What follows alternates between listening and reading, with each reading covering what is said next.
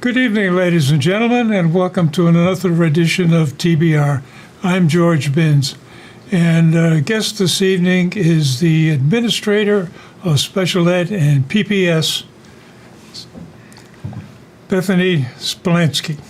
Got that right. And I guess the first question is, what's PPS? So I'm in charge of the special education department, but I'm also in charge of preschool, and I oversee the kindergarten registration process. So it keeps you busy, huh? It keeps me busy. Keeps you busy. Yes. So I guess the obvious question is, what's so special about special ed? Well, we provide very specialized kinds of instruction for students with disabilities, and our goal is to provide services to students within the least restrictive environment, which for most students is in their classrooms. So we work with special educators and general educators together to modify our instruction so that all of our students can meet success. Well, I've had a couple of discussions with the superintendent, Dr. Chiroka, and the assistant superintendent, Dr. Flaherty, and they keep talking about this other definition of CRT, culturally relevant teaching. And that, to me, sounds like you're trying to take each kid from where they are and bring them along as far and as fast as you can. It also sounds like that's what special ed is. So is there a difference, or are they one flows into the other, or how does that work? Yeah, so I think the important thing to remember about special education is that we provide services to students with disabilities. And you have to have a disability in order to be eligible for special education. But we know that there are lots of other students who struggle for a variety of reasons, but they're not disabled. They might struggle because of past trauma or family-related issues or attendance issues. They might struggle because they're learning English, or there are cultural factors because they are coming from another country. And so those are all reasons that students might struggle, but those aren't disabilities, and so we want to make sure that we are targeting our special education services to students who are disabled, but we're also targeting interventions to all students who struggle, regardless of whether or not they're identified as having special education needs. And so we work with our general education staff to make sure that we have targeted interventions for all students. And same thing with students who are, we want to make sure we're looking at the cultural factors at play that might impact a student's education. Well, from my little experience in teaching, and got the idea that the magic word is an IEP, individual education plan. Right. Now, does somebody have to have a disability to get an IEP, or can you write up an IEP for, as you say, other difficulties? So you have to have a disability. IEPs are only for students who are identified as being eligible for special education, so they have to have a disability. For other students, if they have a disability but they don't require specialized instruction, they might be eligible for a 504, which is a separate document that we sometimes write. But then for other students who are not disabled but who might be struggling, we have internal ways of tracking the interventions that we're providing. So they don't have an IEP, they don't have a specific written plan, but we track our interventions, and then we track how students are responding to those interventions so that we make sure we're moving students forward. When you talk about interventions, what kind of things you're doing? So we have lots of different interventions based on the needs of students. We have different academic interventions. So we might, if a student is struggling to learn to read, they might be in a reading intervention to target reading. What's a reading intervention, for instance? So it might be a small group that happens, usually within the context of the classroom where, In the same classroom, or they go to a separate room? Usually in the same classroom. Sometimes they're pulled into a different room if, logistically, if that is easier. But typically, especially at the elementary level, our instruction is very much center-based. So, you might have a few students over here working on one thing and a few students over here working on another thing. And so one of those small group instructions might be an intervention to target specific areas of weakness that we know students have. And so we look at each individual student and we look at where they're struggling, and then we target an intervention. So if you're a struggling reader, you might have a specific reading intervention while another student is working independently on their own reading level in a different part of the classroom. Well, you got one teacher in the classroom, and you got groups all over the place. Yeah. How does this get monitored or controlled or guided? So we have reading specialists and math specialists at the elementary level who provide some of the intervention and also help monitor the intervention. Sometimes we have paraprofessionals who are providing the intervention, so they're trained in providing a specific intervention that then they are the ones providing to the student, but it's overseen by the teacher. The teacher is the one ultimately monitoring all the data for their students to look at their progress, but there's other adults who come in and out of the classroom to provide interventions and support the instruction. Well, I guess one of the issues that keeps coming up is I think we're through COVID. Hopefully, cross fingers, toes, that may be possible. And it got to be a rather traumatic experience for lots of people, teachers and students, administrators, and so forth. And at the same time, what I've been reading about is that there's been a lot of innovation. A lot of emphasis on electronic devices, Zoom, laptops, all sorts of different alternative ways to get the message out. And I guess the other question comes down to is how much of that stuff is still applicable and is, hey, a lesson learned that, hey, that worked out great, we continue to do that. Yeah, I mean, I think a lot of the use of technology is still applicable even when we're done with the whole pandemic situation, because for some students it's a more engaging way for them to engage in some of the independent practice that they're doing. Specifically in the special ed world, you spoke about Zoom. We're offering IEP meetings virtually now over Zoom, which parents I think have really liked, because before, coming in person, they had to take time off of work, and it was sort of a process where now they can kind of jump on from wherever they are and participate that way. So that's something that we'll continue to offer and has definitely been a silver lining. But I think in terms of instruction, we've really figured out how we can help students access instruction even when they're not, consistently able to be in the classroom. And so those strategies will continue to be in place. Well, how would this work out in a classroom situation? Well, let's get back one step. How many of the kids in classrooms have laptops? At what level does that start to show up? So at the younger levels, usually it's iPads that students are using. At the high school level, they have one-to-one laptops. There's devices available, though, for all of our students. So if a student needed to, this is not so much in play now, but back when COVID was really impacting our education, we had times where students were accessing instruction remotely, using technology, and so students all had access to either an iPad or a laptop in order to be able to access the instruction from their home if they weren't in school. And we still have times where, where people are accessing instruction remotely. Well, again, I'm back into the classroom kind of thing. How much technology is showing up in the classroom, and what grade levels does it start to? Because I go shopping with my wife every week, and you see somebody a kid in the cart, sitting in the cart with some sort of electronic device, playing away, and they look to be 2-3 years old. So they're coming into the system with the dexterity to play with one of these machines. Right. And at what level do you start to introduce educational kind of products into this stuff as opposed to just playing games? Yeah, I mean, really as young as kindergarten, students are using technology to support their learning. And of course, that doesn't take the place of instruction with a teacher, but there's lots of different, games and programs that we use through electronics and through technology that help students with their own independent practice. And the nice thing about the programs is that they're all very individually tailored to a student's needs. So you and I might be working on the same program, but I might be working on a different skill than you're working on, because all of our information, our student data, is in that program, and so it's able to differentiate based on the needs of each student. So it sounds like you do a test on the students, evaluate them, come up with a profile of they're good at this, not so good at that. Really, I need a lot of help over here. And this is built into the computer program. Right.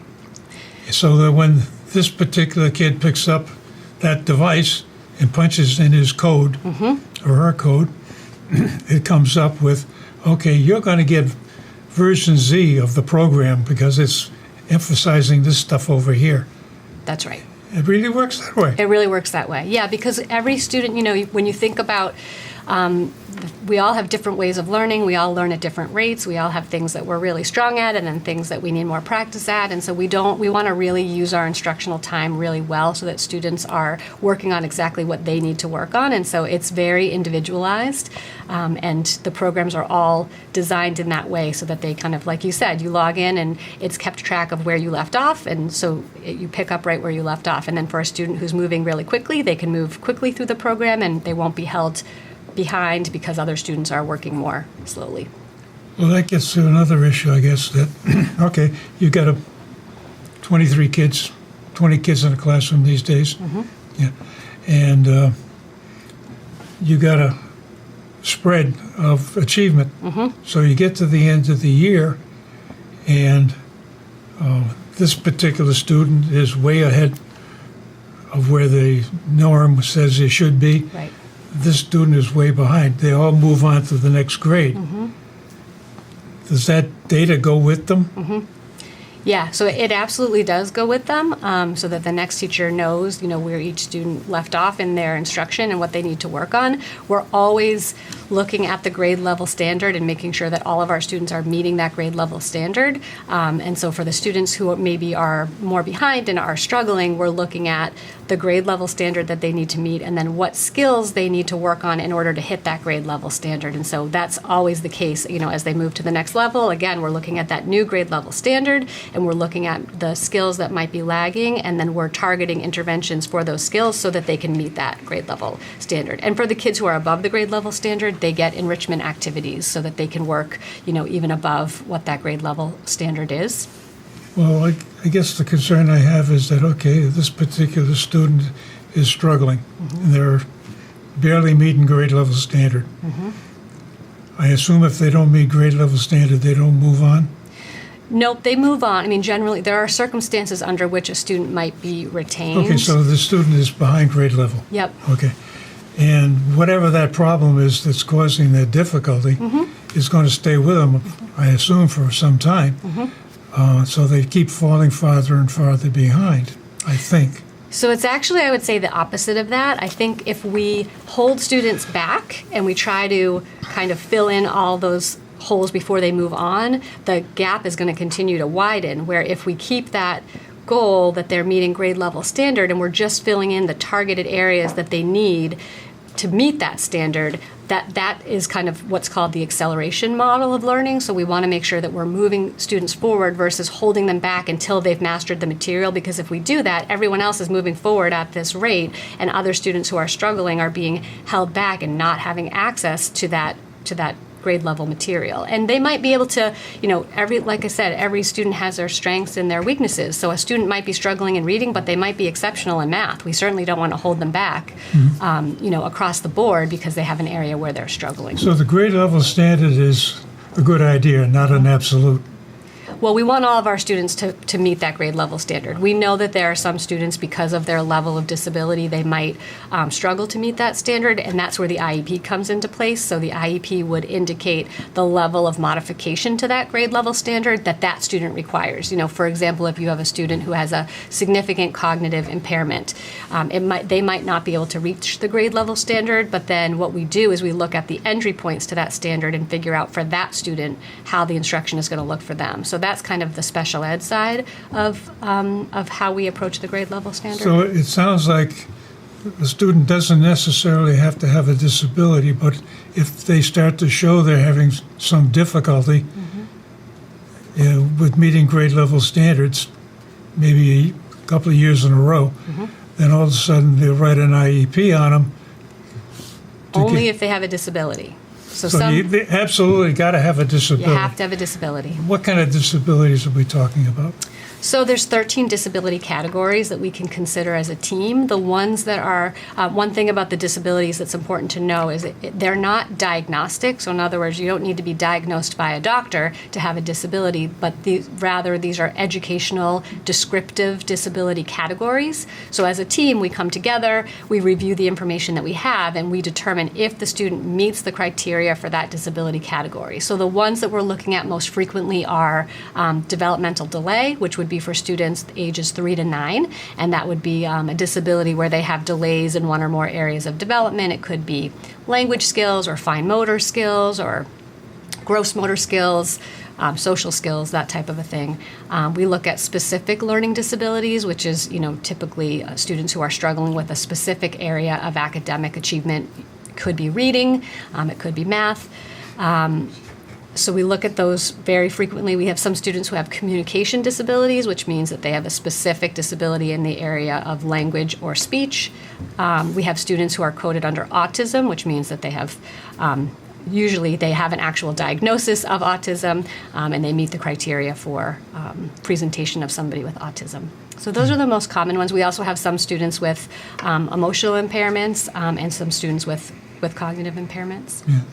The reason I'm smiling is I'm thinking back to my own experience. That I always had this idea that English teachers were very hypocritical because they were always talking about you got to be more creative and more creative, and they never gave me any credit for my creative spelling. But that's another issue. But again, that's a problem I've struggled with all my life. Yeah. That I spell it the way I hear it, and maybe I'm not hearing it right. But anyway. And I think back to the days when I was in elementary school. It was a K through 6 or K through 7. I guess it was K through 6. And it was either the classroom or the ungraded room. And that's all there was. Right. So what you're talking about is significant changes and improvements since then. And I guess one of the concerns that a lot of parents have, and I've also heard it from teachers, is you get all these special ed kids in the class, they tend to be disruptive, and they tend to impact the learning of the other students while the teacher is spending a disproportionate amount of their time with the special kids. So how do you address that, and how do you work around it? So I wouldn't say that that is an issue that is unique to special education. I think there are students who have special education needs who might have some behavioral challenges, but there's also students who don't have special education needs who might struggle, in terms of behavioral regulation. And so I think, again, we have to look at how we design our instruction in the classroom. Every student is entitled to an education, and we want all of our students to be in the classroom, and so we have to look at what those underlying issues are that are causing a student to have difficulty. And it's not the student's job to come to the classroom ready to learn. It's our job to design instruction that enables students to be able to learn. And so we think about it in terms of students do well if they can. And if they aren't doing well, what is getting in the way that's causing them not to do well in terms of their behavioral or emotional regulation? And so we look at those factors, and for some students, we might have a specific plan in place with how we're going to support them. Sometimes it's changes to the environment. There might be specific triggers that cause students to have more emotional or behavioral challenges. And so we have to look at each individual student and look at what those challenges are. And, that's part of why teaching is a really challenging job, because it's the teacher's job to look at all the diverse learning needs within their classroom, including not only academic needs, but also behavioral and emotional needs, and figuring out how they're going to approach each child so that they can meet success. And obviously there's people to help and support that. We have school counselors, and we have BCBAs and administrators and lots of people to support. What was that second one again? BCBA, board certified behavioral analyst. Okay. So, they specialize in behavior. Psychiatrists, kind of? No, they specialize in behavior management, and so they come in and look from a behavioral standpoint at what they would call an antecedent, what the triggering event is that causes a behavior, and then look at how we can make changes either to the environment, or we can put systems in place to support the student's behavior. You talk about triggers. What kind of things would happen in a classroom that would trigger an event? Yeah, that's a great question. I think it's really individualized. You have some students, say, for example, you have a student who's struggling in math.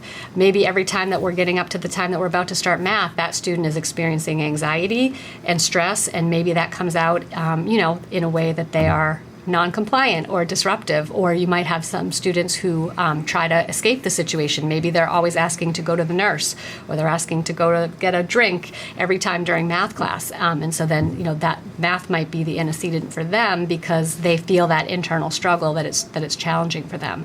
But it's really different for every student, and which is why we have to really understand what the underlying issue is, what the underlying trigger is.